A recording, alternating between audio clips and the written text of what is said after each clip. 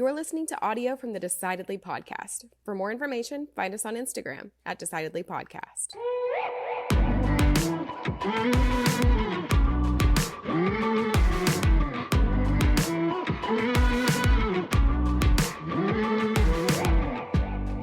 Today, I was on the way to the studio to record. I had to stop and get lunch really quick at the gas station. Right is that where you're eating your lunch? Yeah, that's a great decision, by the way. Yeah. Is it the wrinkles of hot dogs on the rollers? It's not. No, although I don't get the hot dogs. I get the steak taquito. Oh, not today. I didn't get the steak taquito today, but I had to eat. Right, I can't come in here and do 2-3 hours of recording on an empty stomach. That's crazy. So I had to go in, and I decided to get me a little chicken sandwich. So I have something to snack on. And as I get in, I'm like thinking to myself, geez, they got the music kind of loud in this racetrack. The music's a little loud. You're at the racetrack gas station. Yeah, the little gas station. And I'm like, music's kind of loud. Anyway, I get my chicken sandwich. I start walking up to the front. I'm like, man, this doesn't seem... I think this is like, are we listening to rap music in the racetrack and it's this loud? Like, it doesn't seem very racetrack brand, because I think they're like a Christian company. So it seems off-brand that it's a very loud rap music. I get in line and I realize why I've been so overstimulated by the rap music. There's a man in front of me checking out. He had a backpack on. In his backpack, speaker. No. Playing his like his soundtrack. Like, who do you think you are, Denzel? Walking through the world. So he's just a mobile DJ party. He had his own little soundtrack going wherever he went. And mind you, he's sitting there having a conversation with the cashier like nothing's wrong. Like he isn't the biggest asshole. With the sound coming out of his backpack, full blast in the store. Full on. Ought to be against the law. Ought to be against the law. And the guy was asking me, he's like, hey, you gotta swipe the card. I'm like, what are we doing? What did you say? I said you need a bag. No, I'm trying to get the hell out of here. It was so insensitive. I had to decide for myself if I was going to confront this man or not, because I wanted to go, hey man, we just need to turn that down. Hey, how would you imagine that conversation would go? Well, that's once I imagined it, I realized that I wasn't going to say anything. It's not going to, because the type of person that plays their music out loud doesn't care about me. In the era of there are headphones, there are things that headphones have been around for a while, right? Yes. The type of person that disregards that, plays it out loud, is not the type of person that's going to have a real positive reaction to you noticing it. He's not going to. He's already demonstrated himself to be inconsiderate. So it was one of the more curious things I've seen. I wanted to share that with you. I saw kids at a really nice restaurant one time. I mean, a nice, super nice restaurant. And this family was dining out and they had brought their kids. Now, this is a restaurant I would not have brought kids to, right? And they had set their kids up with an iPad. I wouldn't have done that at this restaurant either. And the kids are playing games. No headphones. Disrespectful. Oh, I was so irritated. You get to, if that kid gets up from the table, you're allowed to trip them. Oh, is that right? Mm-hmm. Oh, you can trip them. Good to know. Yeah. What's missing in both of those stories is mindfulness on the part of these gross offenders. And mindfulness is key to a positive decision-making framework. Today, we talked to an expert in decision-making frameworks and an expert in mindfulness, Dr. Nika Kabiri. Dr. Nika Kabiri earned her PhD in sociology from the University of Washington with a focus on choice theory and institutional analysis. She's a former faculty member at the University of Washington, where she taught decision science. She earned her JD from the University of Texas. Currently, she serves as Senior Director of Decision Science at Clio, where she helps transform the legal industry and improve access to justice through better decision-making. The author of Amazon #1 bestseller, Money Off the Table, Decision Science, and The Secret to Smarter Investing. She's got a new book coming out in 2023. We will make sure to bring her back into your world when that is near release. I learned a lot from this conversation. Our big takeaways were not judging decisions based on their outcomes, fundamental attribution error, and we evaluated the risk, how we evaluate risk differently when making decisions for ourselves versus making decisions for someone else. So stick around, listen to our conversation with Dr. Nika Kabiri. You're going to learn something. And please remember, when getting gas, put your headphones in.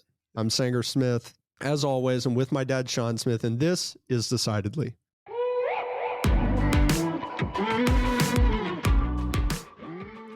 Dr. Kabiri. Hi. Hey. Decision-making experts come to the field either through a lifetime of wonderful decision-making or a lifetime of horrible decision-making, which inspires them to learn. Okay, It's that's horrible. what I thought. That's me too. If you hadn't said that, I was going to say that for you. I wouldn't be Yeah. I don't know if an expert can admit to good decision making. I don't think that's like a litmus test. If anyone Admit to good decision-making? Yeah, like if they believe they've been a good decision maker, then they're totally not an expert. No, I would never. I always make great decisions. I would never listen to anybody who said that.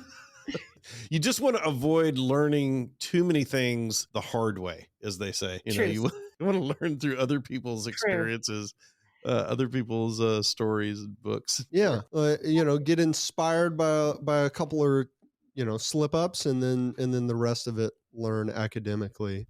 Exactly. That's been my journey, I guess. And it's do you get pressure from people who want to believe that you always make great decisions because of your background? That's a really interesting question. No one's ever asked me that before. I think when most people come to me or talk to me about decision making, they're thinking about themselves, honestly. They're not really, they don't seem to care much about whether I've had a lot of good luck or bad luck or good decision making or not.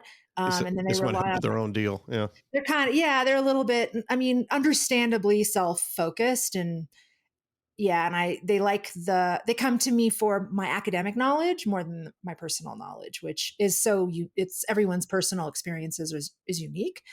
And so, who am I to tell anybody else what's right or wrong just based on my life? Well, you took a hard turn into the decision science area. How did that start? How did you start that journey? There was a personal track, and then there was a professional track, and they sort of happened simultaneously. So it started with just being really a basket case in my 20s. It's kind of a derogatory way to describe it, but I was really depressed. I was suicidal. I was just not doing well, and nothing was working. Therapy wasn't working, medication wasn't working, friends didn't know what to do, family didn't know what to do. And I think I just woke up one morning and I was like, nothing is working. I've got to make different decisions. I don't know what else to do. And so around that time, as I was trying to straighten out my life, shortly after that, I went to grad school for sociology and started learning about how, people make choices, and slowly got into a program where I was studying under the thinkers in rational choice theory, like Michael Hector and Carl Dieter Opp. And I know these names may not be familiar to people outside of the field, but in the discipline, they're like the dudes, right? They're the people. Yeah. And I got to study directly under them and really learn. And I just kept applying what I learned academically to my personal life because I needed to, and I just kept working. And so that's kind of how I ended up here. You went from Rice straight over and got a graduate degree Oh, no. I made a bad decision. Okay. I went to law school, which is not inherently a bad decision, but it was for me. Oh, why is that? I don't think I was, and I don't think most people are when they choose either a career or a major, or they don't really do it well informed enough. You kind of assume, and this is, from behavioral economics, this is this idea of Wizziati, everything that you think you know is all there is to know. And I didn't quite ask myself what I needed to know that I didn't. And so I just kind of dove in thinking, oh, this is what a career in law is going to look like. And I'm going to do that. And it wasn't that. I wasn't going to, necessarily be going to argue in front of the Supreme Court and changing the world. A lot of the stuff that lawyers do is just paper pushing, and you get really lucky to be, to have those opportunities. So I just didn't know. Was it a bad decision because you were uninformed about the future? So I like this question because it's really asking what a bad decision is, I think. And I tend to advise people not to judge the quality of a decision on the outcome, because there are so many variables that affect the outcome and variables that are beyond your control. So because I didn't follow a really rigorous, thoughtful process for a decision like that, because it's a big decision, it's a high stakes decision, it's hard to reverse, I would say I decided poorly. But that was before I know everything that I know now. And so that's why I call it that. A bad, not such a great decision. Well, it's kind of evidenced by the fact that you're not a lawyer right now. that might not have been a great choice. Yeah. I don't blame you. I saw my sister and her husband went through law school, and they were attending school in the same city that I live in. And no, meeting those people, don't envy their path in life at all. It seems like a real tough road of paper pushing and reading very boring materials. It doesn't have to be. I mean, I think the law gives you a basis for understanding how decisions are made. I think that's super helpful. Sure. I have to say, lawyers or law school trains you in rational thinking. Like whether people actually apply that in their real lives or not, that's a different issue. But there is like a rational, reasonable man standard. There's these like the rules of court procedure. They're all based on this, the importance of eliminating bias in deciding an outcome of a dispute or a case. But I think people would say the same about your professions, like finance, money. Like there are a lot of different, it totally depends on who you are. It's not very fun right. A lot of people don't think it's very fun. Right. I'm into it. I like it, but I love when I meet with people and they go, man, I wouldn't want your job. That's no way. I wouldn't. Great. I'm glad you feel that way, because that's why I have one. Yes. Because if you loved it and then I'd be out of work. But so you realize in law school or after law school that you've made a bad choice? I realized in law school, and I think I just felt, parental pressure to finish. Sure. I felt like also, and I understood where that came from, because, every decision you make opens a set of options up for you and closes you off to others. And if I looked at, the potential option set available to me, if I had a law degree versus didn't, it just seemed larger. It just seemed like I could do everything I wanted plus more if I just had that degree. So I thought, why not? Like get it and then pivot, change course. From that point, when you realized that you've made a bad decision, did you realize what bad decision making was, or did you realize I don't like law school? No, I was your average uneducated about decision making person. And I like people do, because we're human. I was listening to my gut. I was listening to my feelings. I was going with what seemed right. I was looking for clues from the universe, because I hadn't gone through that academic training or that rigorous training of like, this is how the brain works. This is why listening to your gut isn't really the best thing to do. This is, I didn't know all that. So yeah, it just felt wrong. It just felt like, honestly, it just felt like if I became a lawyer, I was going to die. That's what it felt like. Die this spiritual death.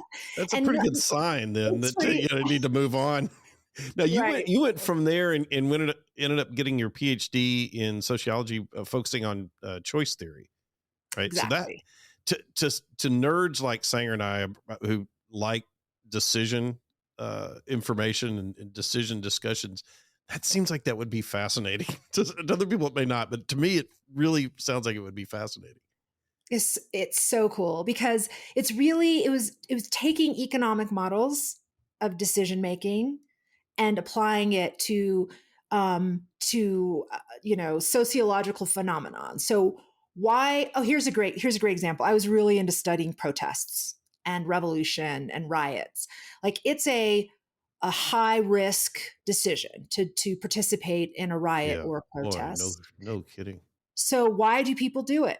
And why is it hard to get more than 2 or 3 people to do it? Or why do riots or protests or revolutions happen in this situation and not in that situation? And whereas other sociological approaches might look at other types of explanations, rational choice theorists will look at the individual and how each individual makes decisions, and even how their decisions are influenced by others through bandwagon effects or things like that, through social networks, and how these individual decisions all kind of come together to create this, oh my gosh, now we have a revolution. How the heck did that happen? And also the other way around, because we don't often think about how our institutions shape the decisions that we make. So school, family, workplace, like what you wear every day, you think it's your choice, but it's really shaped by these cultural institutions. And so it's kind of that relationship between the big picture constraining our decisions and then us kind of shaping the big picture through our decisions.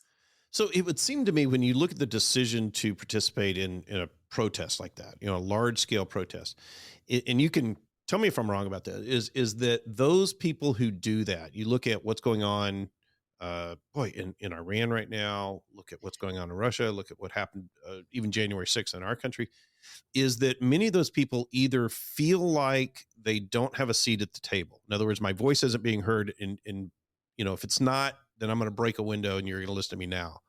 Or they feel like the game is rigged, right? It's just stacked. The deck is stacked against me. It's not fair. Right.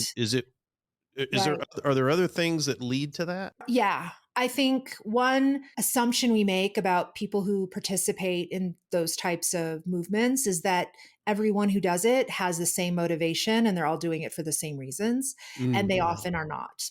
And another assumption is that those decisions are rational. A lot of the time, people engage in movements, especially political movements, because of their identities and how they identify with other people who are associating with a movement. So for instance, especially with like riots, like people think that there's some sort of rational reason or maybe an emotional, irrational reason, an impulsive reason for engaging in things like that. And some research has shown that it's really just a group of people who have the same identity, who share the same sort of like, we are all women, we are all African American, we're all the same kind of person and we want to do this together. So there are a lot of other things going on too, but it's also important to note, and there's a bias around this. It's called fundamental attribution error. This is the idea that like you attribute people's behavior to their character or their personality. A lot of what happens in revolutions and even, smaller scale movements has nothing to do with the people, has to do with the context. So is there opportunity? Are there mechanisms for cooperation or collaboration? Like social media has become a powerful mechanism for people involved in QAnon to organize and to do things that they may not have had the ability to do before. So if those mechanisms aren't in place, that doesn't matter how bad you have it. Like you just aren't going to be able to do anything about it. Well, but weren't there those types of large scale uprisings before the onset of the internet? Sure, that happened, right? Totally. And that happened because people met in, little coffee shops, like intellectuals, or in universities, right? Where people were kind of all in the same place and they had the means to communicate and collaborate. I think social media has just made it so much easier for everyone to kind of be connected and can participate in things.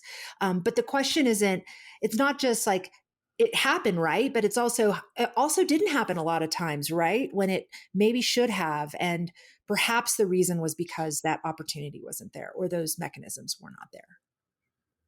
Do you think people are making rational decisions to say, I'm going to go participate in this? Or do you think they just get caught up in the emotion of it and get swept up with the wave? They can't be all rational. I mean, it can't even be the majority of people are rational. I mean, right. I don't think people are going to sit there and weigh the pros and cons of, well, I'm going to go light this church on fire tonight or whatever it is. Like, you're going in, if you're rioting or protesting, you are only doing that against a very capable institution, a very strong institution. Otherwise, they're not worthy of like rioting against. So I'm risking a lot, right? I'm risking a lot to go riot and to go protest. And if I feel like rioting and protesting is my only option, then whether it's true or not, I believe that this institution could inflict great harm on me. Not only has the capability, but probably has the desire to do that. So that can't be rational, I would say. I mean, maybe I don't want to discredit some people who make the rational choice, but I would imagine that the rational thought is done by the leaders of those movements. I was just gonna say that. Yeah. There again, like there are different players in any movement, and there are leaders. There are even some would say entrepreneurs. This idea of an ideological entrepreneur is something that sociologists talk about, which is it's not so much like I want to lead these people to overthrow the government because I think we have a better future. It could be because I think I could benefit personally, and so I'm going to capitalize or exploit the situation. There are a lot of different players, different reasons. But when you're thinking about, when you're weighing like, oh my gosh, I could suffer for standing up or revolting, a rational thinker would be weighing that against what I would get for the risk. And the reality is, I mean, a lot of movements, people are going to benefit greatly, right? This country was founded on a really risky movement. And those people did benefit, not only the leaders of the movement, but the foot soldiers of the movement benefited. Not every movement's that way. I can't imagine, though, that the foot soldiers saying, well, you know what? In about a year and a half, 2 years time here, my tax rate's going to be lower.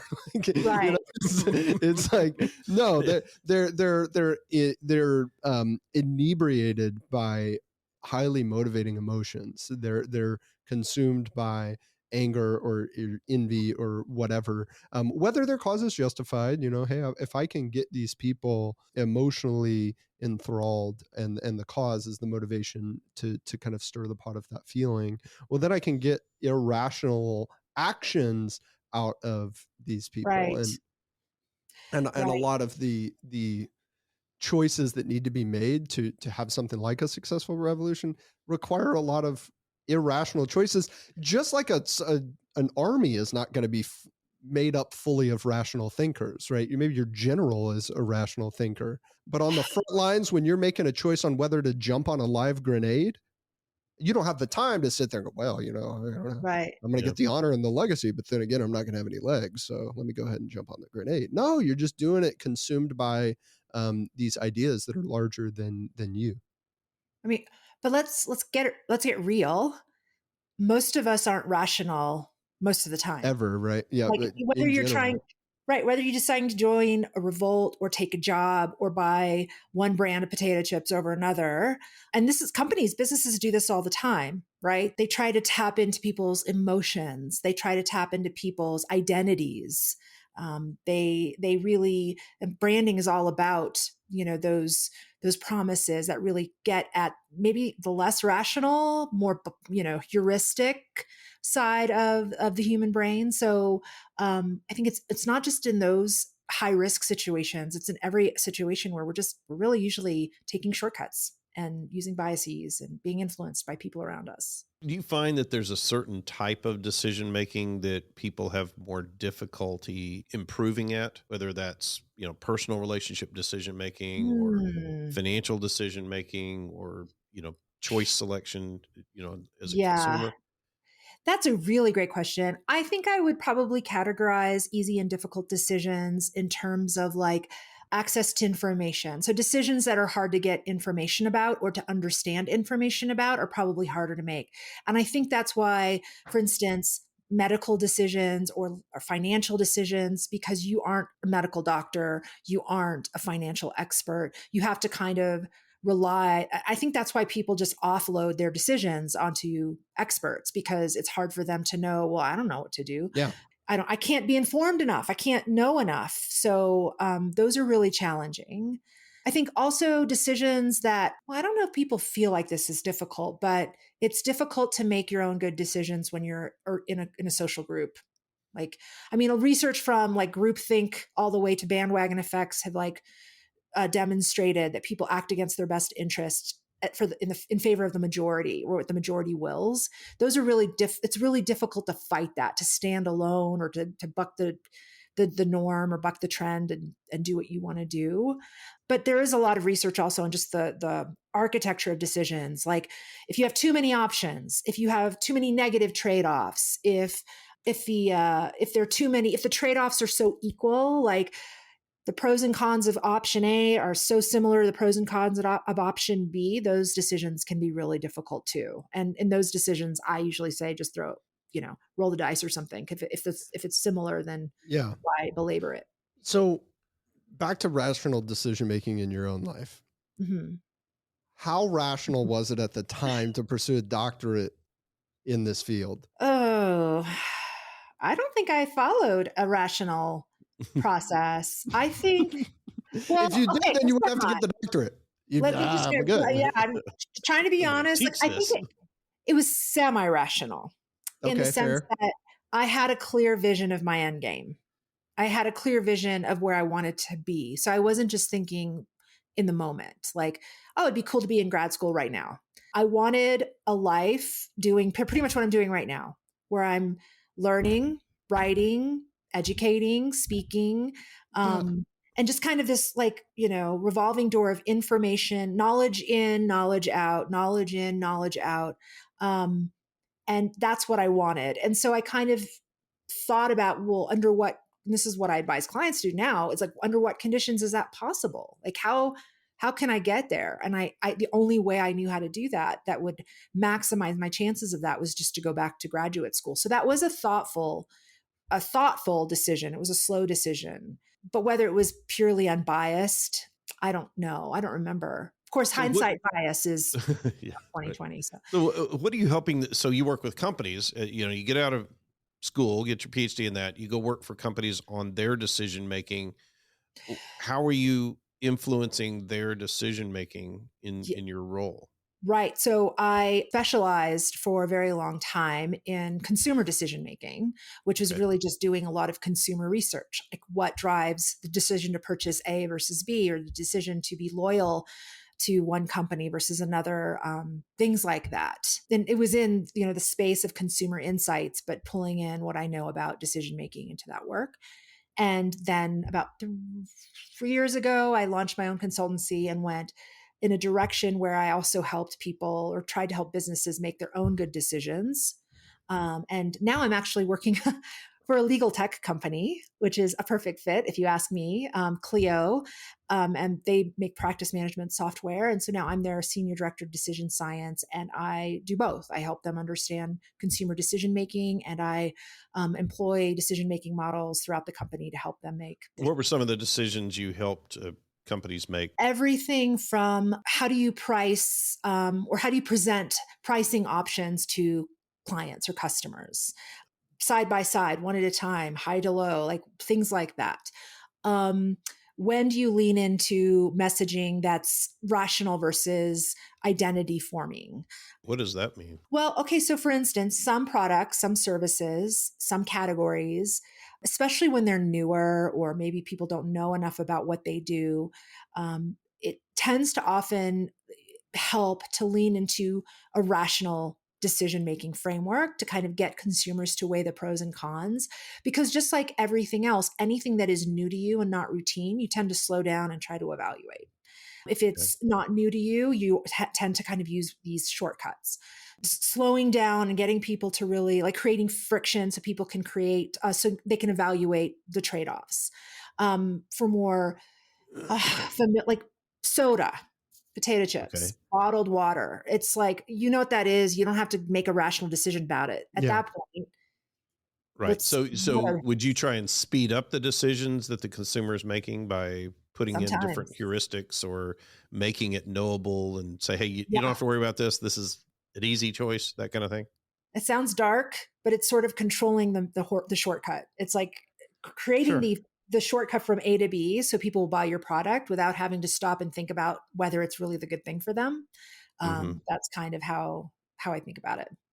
Yeah. Now, does that translate over to people's personal decision making? Did you work in a different field other than just the consumer? Yeah. So career decisions, big one. Should I take job A, job B? Should I get a divorce? That would seem like that would be more challenging. Okay, I'm curious. Why do you say that? Well, because I think when you look at something like, how do we get a consumer to pick A over B? Or how do we get them to take action when there might be a lot of friction? How do we remove the friction? A lot of that, it seems like, would be data driven, right? You get into the areas of personal decision making on how I am going to make decisions about a relationship, right? Or a career decision. Those seem to are going to need a lot more personal data from you to be able to advise on how you make the decision, right? Right. And not just on me, but on the options. And that's, honestly, I think most of the time, people get stuck because they think they have all the information to decide between these two jobs or these two careers or what have you. And they kind of spin in circles. They're like, well, I could do this, but I could do that. And they go back and forth. And it's really the lack of data, lack of information that's often causing that kind of analysis paralysis. They think they're analyzing, but they're really they don't have enough information to properly analyze yet. And so I kind of direct them to finding that information. So how do you go about doing that? And if I'm in a personal relationship, I'm making a career or a marriage decision or whatever, some big personal decision in my life, is there a framework that you would walk somebody through, or is it just a matter of you getting enough background information and you can say, well, hey, here's what I think? Actually, I never give advice. I never tell somebody. Right. I let the decision, and I do this for two reasons, because I know there's research on this as well, that we evaluate risk differently when we're making our own decisions versus making decisions for someone else. Sure. So I don't really want to mess with that. And in what way? Well, depending on the circumstance, sometimes, here's a great example. Have you ever had a friend come to you and say, I don't know about this person I'm dating, blah, blah, blah. And you just say, well, just dump them. Yeah. Just dump them. Get out of there. Easy. Dump them. But when you're in it and somebody tells you that, you're like, but you don't know it all. You don't know what I'm going through. You don't know what I'm feeling. So we're maybe more risk seeking with other people's lives. Yeah. Or risk averse, depending on other types of circumstances. When would be an example where we would be risk averse? I can see a very straight line between risk-seeking behavior because I don't have to feel the consequence, right? It's a lot less real. If I give you advice that leaves you single and lonely, well, I'm not eating a tub of Haagen-Dazs by myself on a Saturday. You are, right? I don't feel it, and I'm not envisioning it. I'm not envisioning the real consequence. If you get bad legal advice, bad financial advice, well, that person who's giving it to you, they're not putting themselves in your shoes of what it looks like when it goes wrong. But you are when you're listening to it and evaluating it. So how could we be more risk averse with other people? Just being aware. I think a lot of good decision making is really about overriding what comes naturally and knowing I am not going to evaluate risk the same way as they are. Sure. So, I guess we're never going to always line up, 1-to-1 on a risk profile, because you might be more aggressive with health risk and less aggressive than financial risk than me. Right. So who's riskier? Well, I don't know. We have the same, if you average those two out, we're in the same spot, but it's just different categories of life. But what would be an area where if someone is receiving advice or giving advice, like I'm giving advice to someone, an area where I might be more likely to be risk averse than the person receiving it? My mom is a great example. Okay. She is a parent. She's like, be safe. That's funny. It's very contextual. You said that, and Sanger and I both knew exactly what you were talking about. So that reminds me of this funny American Idol moment. So there was this guy. You remember how they would always have people who just obviously couldn't sing, and they'd bring him in there, and those are the best episodes. So they bring in this guy. They're in I don't know, Atlanta or something. And this guy comes in, poor guy, just lives in, some little tiny town. Like no one's ever heard him sing except his grandma. She told him he was really good. He goes and tries out. He's not good. And they're sitting there like, dude, you're not good. Like you're very bad. Yeah. You're really bad at singing. And he's like, wow, like, he's just trying to process it like, dang. And so then at the end, he's dejected. He's not being mean. He's not really being entitled. He's just kind of like, okay, all right, I guess. Yeah. And he goes, all right, well, I guess I'll leave. Be safe. And they go, what the? Dude, what are you talking about? Be safe. You don't say that. Were you threatening us? And he was like, oh, I remember that episode. Yeah. And this guy, he's sitting there like, I mean, he was just. Is that a threat? Does that sound like a threat? He's like, what do you mean? I'm just saying be safe. And they're like, we don't know. You don't say that to people. He goes, well, that's people say that all the time. Right. I thought that was such a fascinating, like, cultural divide, right? Yeah. Yes. Absolutely. Like Southerners, you say be safe all the time. Oh yeah. I hear it all. Totally. Yeah. All the time. 100%. This is a great example of how we often just use scripts we're not really making decisions. He's not like rationally he's deciding to say that. He's just following a script. He's not even genuinely concerned with their safety. No, he's just like, that's care. What you say when you leave. He's probably thinking, I hope you burn in hell, but yeah. Well, then he would have said, bless your heart. Right. But so that's perfect example, right? Your mom is a lot more risk averse than you. That's like, my mom, same way. Obviously, my grandmother, if I tell her what my vacation plans are, she's like, oh, well, I don't know if I do that. Totally. Like, I'm just going to go for a hike. Well, I wouldn't do that if I was you. Oh, man. I'm asking you for vacation planning advice ever. No, that's why I don't. Oh, gosh, I hope my mom, she's probably going to hear this, but I don't tell them a lot because of that. I don't tell them a lot of what I do because of that. But in advising people, that's why I often, opt for the process. So rather than telling them what to do, or I know I'm going to either be risk averse or more risky, but I would ask them to go through the process. Like, what do you need to know that you don't know? Let's get that information first. What is the likelihood that would be the out of the gate first part of the process is what do you need to know that you don't know? It depends. It totally depends because some people come to me and they have 2 job offers and they really don't know which one to choose. And some come to me and say, I don't want to know. I don't know what to do with my life. I could go any direction. That's more open-ended, right? So if it's a binary choice, I would think the framework probably works a little better. It's more defined anyway. It is. Right? It is. It's much more constrained, but that question, what do you need to know that you don't know, it's relevant no matter what. It's just, when does it show up? Like, when does it come up in the conversation?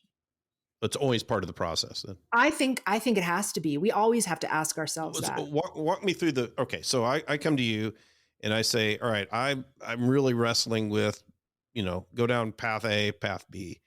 Right. How are you going to walk me through the process around that decision? So I adopt kind of a loose adoption of the expected utility model, which is kind of just a basic model of rational choice. It's been used in economics and, learned it in sociology as well. But it's just really a combination of what are the potential options, what are certain conditions or what ifs that could happen, and then what are some outcomes that it could occur. And so like one great example is I want to go for a walk. Should I carry an umbrella? Yes, I could. No, I mightn't. I would, or no, I would not. But there's this condition. There's this what if that's kind of a wild card. Is it going to rain? I don't know. So I'll walk through clients through the kind of what ifs. Should I stay with my husband or not? He's going to therapy. He could change. So that's kind of a wild card. What if he changes? What if I divorce him and he actually turns into the perfect man? Then what? So I walk through that stuff. And then it's the outcomes, the then what's. Yeah. And then you put values on them. And that's really the most important thing. Not the most important thing, but a very important thing that people don't do enough of is they don't put numbers on things like, or values. It doesn't even have to be numbers, but my husband could go to therapy and he could turn into the perfect man. Okay, he could, but what's the chance? What is the likelihood of that? And we don't often ask ourselves about, well, what are the chances of that? Right. I could take this job. I could make it anything I wanted. Yeah, but what are the chances of that? 20%, 40%, 80%? You can actually, and then you can actually think about, well, what do I need to know in order to know that number? And it's the same thing with outcomes. So say I stay with my husband. He doesn't turn out to be the perfect guy. I'm with him for another 5 years and he's still an asshole or whatever the reason, right? Right. What on a scale of 0 to 10, is that a 2? As in like really, really bad? Is that kind of a 6? Like, yeah, I could live with that. Like, let's put a number on it. And then you just you just do the math, the chance times the outcome. And that's kind So of it seems like if you're going through that sort of framework of looking Mhm. at the probability outcomes, you would need to then also weigh the importance, right? This has a 20% chance of happening, but it's my number one thing, Right. right? Right. Yeah. Right. Like, and this came up with COVID all the time. Well, it's such a low chance of getting it, blah, blah, But if I blah. get it, I can't breathe ever again. Right. Right. Or I think about my mom, who is, if she gets COVID, she's older. She could die. Like that's a 0 on a scale of 0 to 10 of like how good that is. So Yeah. super. I remember talking to a friend of mine. I really was not worried about it at all. It's like, whatever. Who cares? Right. I already have asthma. Like we're good. I already have COVID basically. Right. So he goes, yeah, but I talked to my friend who's a doctor at some fancy Ivy League smart guy, and he goes, this new variant, and I don't even remember which variant this was. It's like causing blood clots. Right. And then I was like, oh well, now I'm concerned. Right. I wasn't concerned about an upper respiratory infection. I am concerned about blood clots in my legs. Yeah. Yeah. I wasn't that worried about it either until I had a doctor come into the office and he and his wife both had masks on. And you're like, And I'm like, right. Oh, and that is how other people's decisions influence yours. Right. It influenced me because I'm like, this guy should know what he's talking about, Totally. And that's Did an you example. bring him in the office and go, you can take it off if you want. No one's watching. Right. Why don't you take it off? I'm telling you. You think it was all performative? I'm just playing. But that's a great example of like how we don't make decisions because we're weighing the pros and cons, but because we trust somebody who's already made the decision. It's like he's already decided to wear a mask. We trust him, so we're just going to do what he does. Mm-hmm. How often do people do that in the wrong way? Right? People rely on experts or others, not even experts, but just other people. I think a lot of experts aren't experts, to be quite frank. I think a lot of people they get an idea and they think it's a good one, and it might be, and they think they know. And this is where, what you see is all there is to see thing comes in. They might read a book, they might get on podcasts, suddenly they're this expert, but there's no real evaluation of, well, what are your credentials? Where did you come from? Like I wouldn't go to you guys for medical advice, but I would totally go to you guys for financial advice because you have the credentials, right? Mm-hmm. If you had a bad experience with COVID and you wrote a book about it and now you're an expert on COVID, I don't know if I would, I don't know, you're not Fauci, right? But for, in most cultures, if you have charisma, you can sell anything. And I think that could hurt people when they follow the lead of someone like that. I think politicians, it's a great example. A lot of people vote for the guy they would like to have a beer with. Mm-hmm. Think about all the guys you've had beers with. Like half of them, I wouldn't want to drive me home. Yeah. Right. So, but we think that way because, and then we vote for an idiot or we don't, I don't know, depending, but that's another way it could go the wrong way. Dating. I talk with people, I just had some conversations recently, and one of the people in the group was just espousing some stuff that I didn't even get into it yet because it was conspiracy type stuff. QAnon. It wasn't QAnon, but it was stupid. Just, it was sort of along the lines of they're putting microchips in the vaccine type level of Okay, BS. So we're like conspiracy theory layering. Yeah. And And so how do you know, people that are in your social circle or people that you care about, right? But I would think by definition, and you want those people to make good decisions. But I was actually wrestling with, do I talk with this person about this crazy theory they have? Or do I just back away from it because I'm not sure I'm skilled enough to change the mind of somebody that's so off? You know what I mean? I mean, they're just misinformed. And how do I go through a process of fixing that if I'm so inclined? Right. You go to my website and I have a guide. I have a guide on my website called How to Change a Misinformed Mind. And it was featured in Fast Company, which is my way of saying, using a substitution question to say, hey, you should, because Fast Company featured it. Do you see how I'm using a trick here? Anyway, yeah. And in social that guide, proof there. It is. It's a nudge. It's not a rational reason to download my guide. But it's a lot of it is, first of all, do you want to? Like, what are the pros and cons of even trying for you? But if you decide to, and I think if it's someone you love, like if it's a parent or a spouse or a friend, a lot of what gets people to change their mind isn't facts or information, it's who you are. So it's the reverse of that.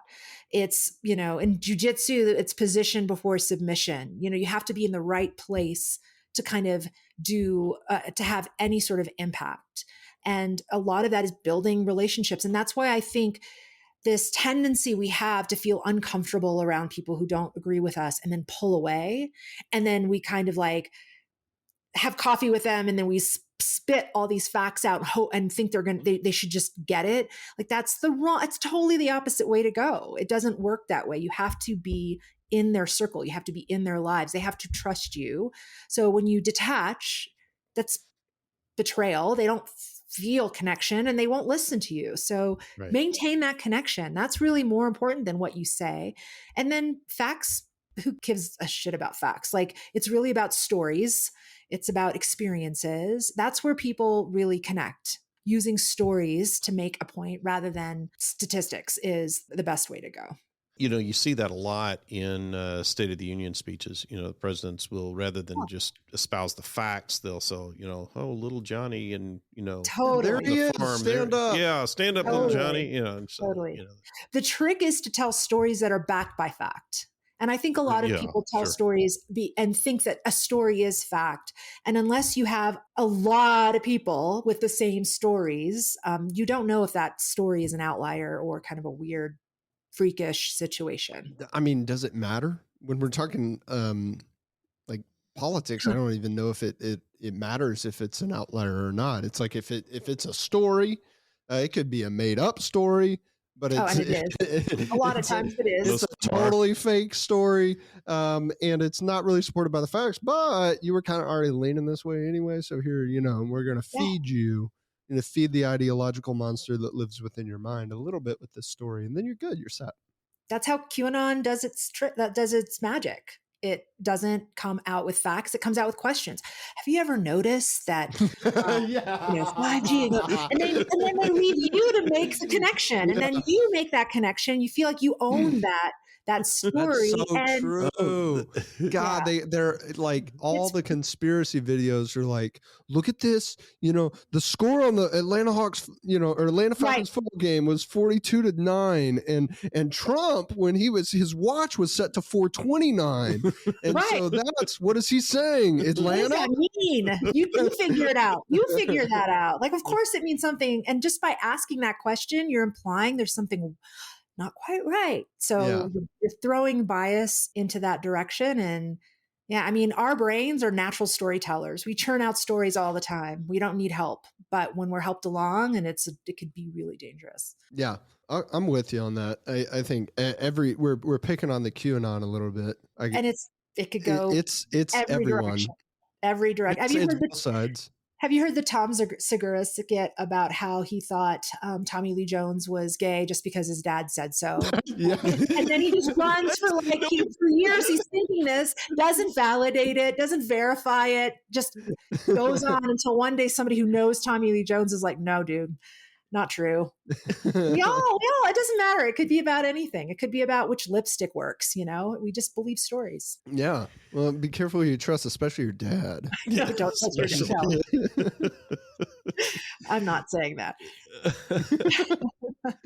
All right. So I understand what your point about if I'm to try and make a decision to change a misinformed mind, right? Keep the relationship, share stories, be open, those types of things. It's sort of kind of drip on them, continue to and hope that it's eventually going to work, right? You're probably not going to get success right out of the gate in the first. I've never had anybody, I share something with them. They go, oh, you know what? Now that I hear you say that, maybe all this climate change stuff, maybe I was completely wrong about, now that you've said what you said, right? Yeah.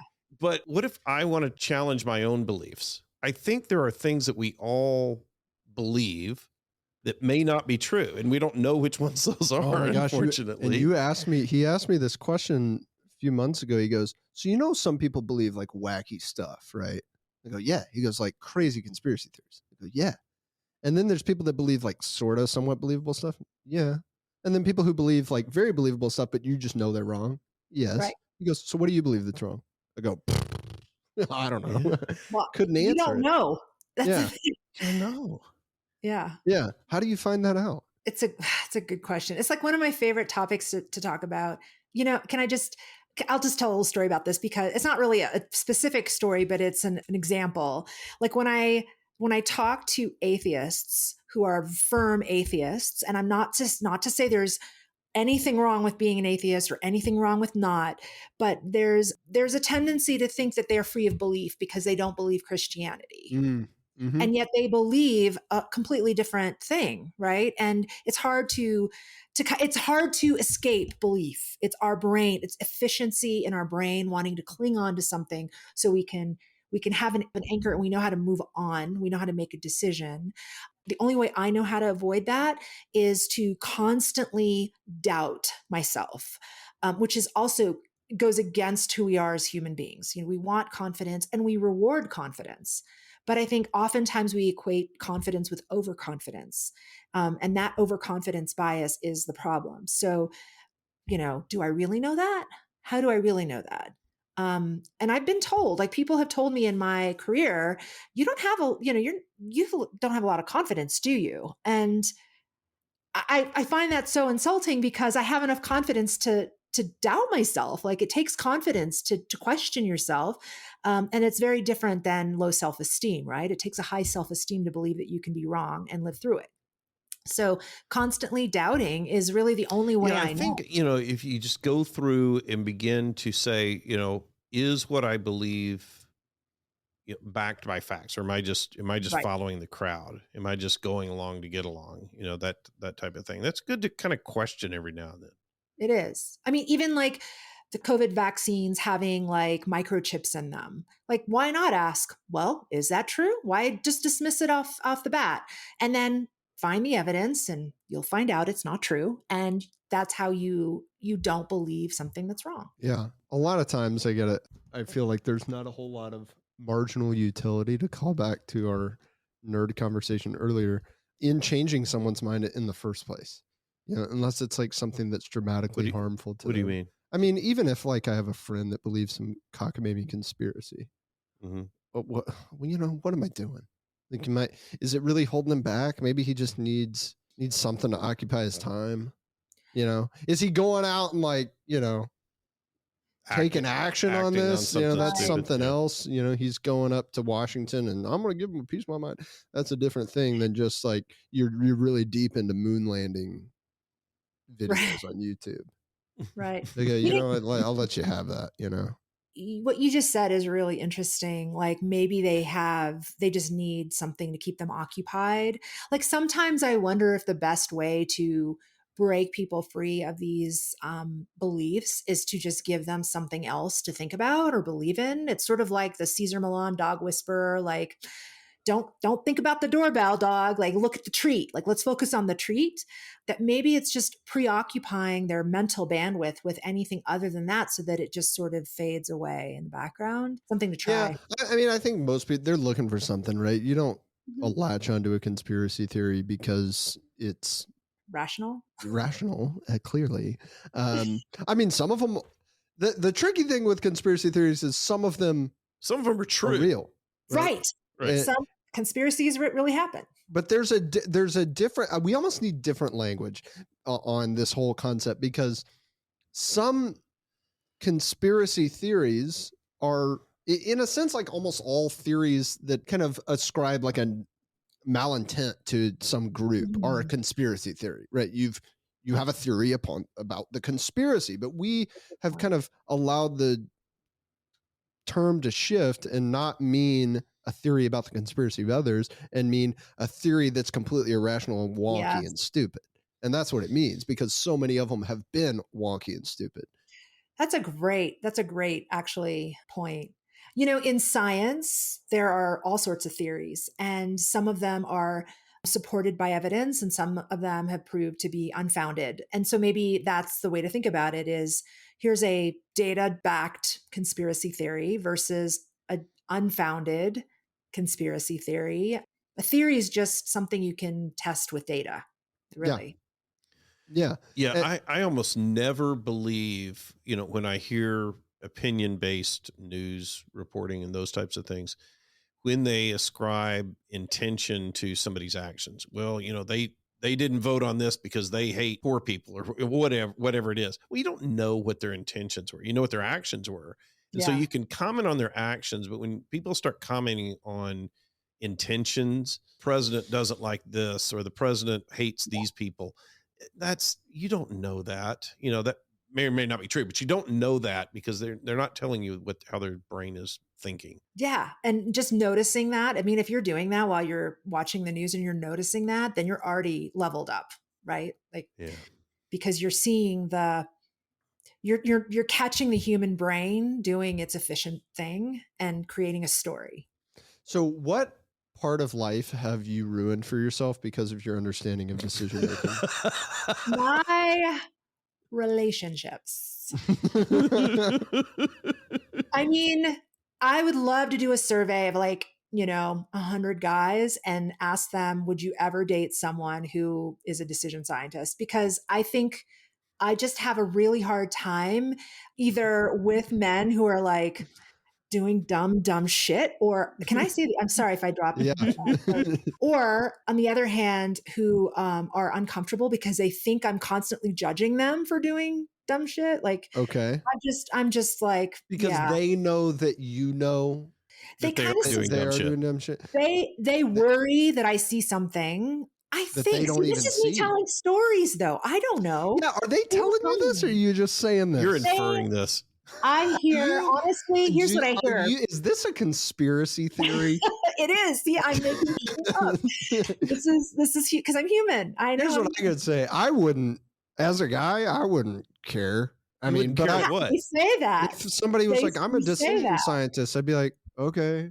I mean, I think about... You're not going to feel judged on all the decisions you make. Okay, but it's a little unfair because I obviously host this podcast. So I'd be like, oh, okay. Cool. We have a lot to talk about. But, if I wasn't, it'd be like, I'll give you something that maybe I could be less biased on. If I was dating a woman, she was like, I'm a relationships counselor. Oh, I'd be like, nah, I'm out. You're never going to be able to do anything right. I can't win. Right. You can't do anything right. She's got all the tools. Everything's going to be, well, how do you feel about that? Yeah, I couldn't date somebody like that either. I think what I hear people say a lot, like men, is, well, you always have to know it all, don't you? Or you, I don't know. I think I just maybe can't keep my mouth shut enough and let people do dumb stuff. Well, a man wants to provide, and a man wants to be a leader, and men get and very be right. But being right, and they're not being right. But being right is a part. Being right is perceived as being a component of leadership and providing. Right. Good point. And so in our, particularly in our modern era, how can I provide for a woman? Well, I am not going to go kill a buffalo, right? Most of us men are not building things with our hands to provide money. We are making money in our brains. We are making money because we know things. And so we go out into the world, and the only thing that we have as to exercise our manhood is to provide with our knowledge. And then we come back home and we're told, then we don't know shit anymore. Or we go into other areas of life where we're threatened because we don't know anything. I used to feel this way about cars all the time. My dad did not teach me anything about cars. That's true. We're not a car family. He likes cars. He knows cars. I didn't have an interest in it. I didn't learn anything about them. I'm not a car guy. So I remember being like at high school, college, my friends were car guys and they'd always want to talk about cars. And I was so uncomfortable that I would bullshit. I would pretend that I knew about cars, and people would ask me like, oh, so what kind of, I can't even like make a joke out of it because I don't know the names of the things. They'd be like, oh, well, what kind of suspension you got on this truck? I'm like, oh, dude, what are you talking about? And finally I just had to own it and be like, dude, I don't know.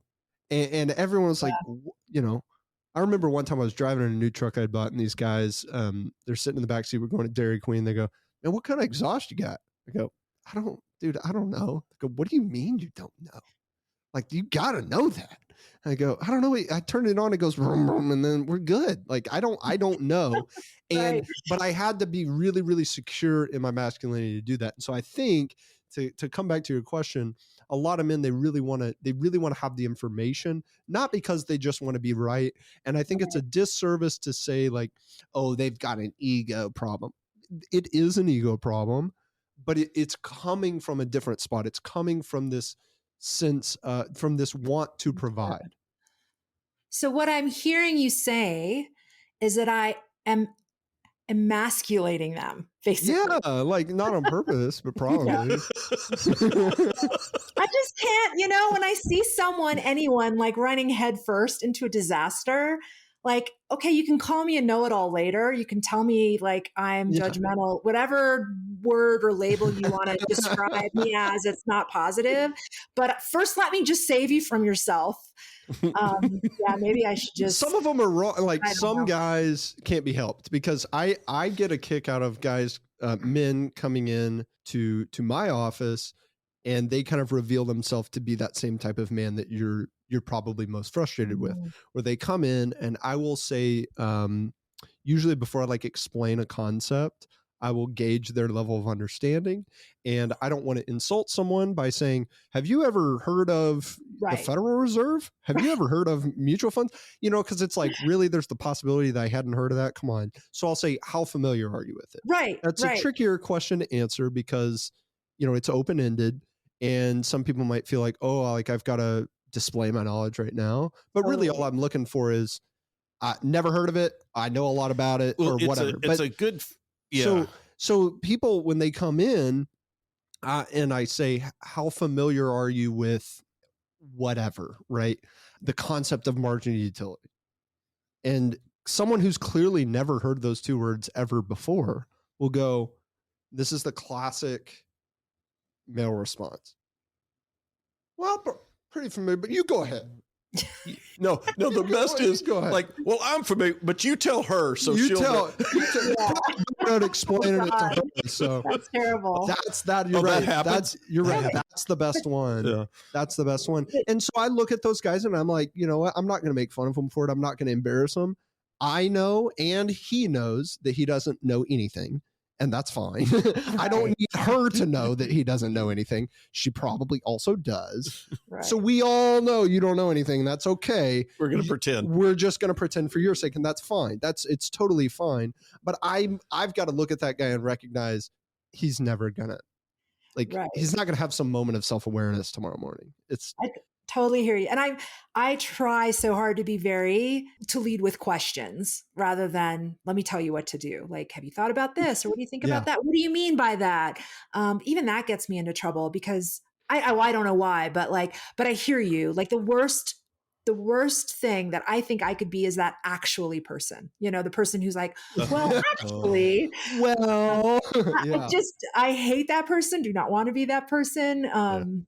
But who knows? Maybe it slips out sometimes. But that's my answer to your question. I will forever be single, and That's okay. So we're gonna have you back and just explore your relationship decisions. We're gonna dissect your dating life next time. Only if we all are drinking beer or something. I mean, we can make that happen.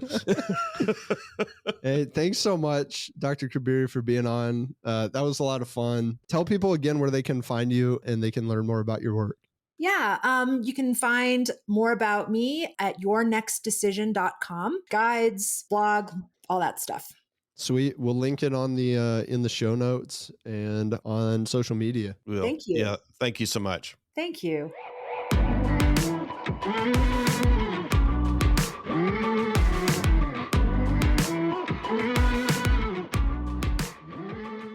My takeaway was that I really liked was when she was talking about when you're looking at making decisions internally about your own beliefs, is looking at asking the question, what do I need to know that I don't know? And I've had that conversation with people that I do coaching with. And the way that I had sort of framed it with them was, whatever question you're asking right now, there probably is a question that should have come before that. And look for that question that comes before that question. So what do I need to know that I don't yet know before I move forward? That was what I got from it. My takeaway is that not everyone who has a misinformed point of view needs to be convinced of their misinformation. Not everyone that we talk to, not everyone that I talk to who is incorrect in their beliefs needs to be convinced by me to change their mind. Sometimes it's not worth it because of the impact of their misinformation, or it's not worth it because of the impact that revelation may have on the relationship. You just made a great decision to listen to this episode of Decidedly. Make another great decision and leave us a 5-star review wherever you listen to podcasts. We appreciate your support. It helps others find our community and defeat bad decision-making in their own lives. For more daily decision-making insights, check us out at decidedlypodcast.com and on Facebook and Instagram at Decidedly Podcast. Thanks again for listening. I'm Sanger Smith, and this is Decidedly. Insights, advice, and comments provided by Sean Smith, Sanger Smith, and speakers identified as part of the Decidedly podcast should not be considered recommendations. Speakers not identified as members of Decidedly are expressing their opinion, and their statements should not be construed as reflecting the views of the Decidedly team. This podcast is produced solely for informational purposes, not personalized advice.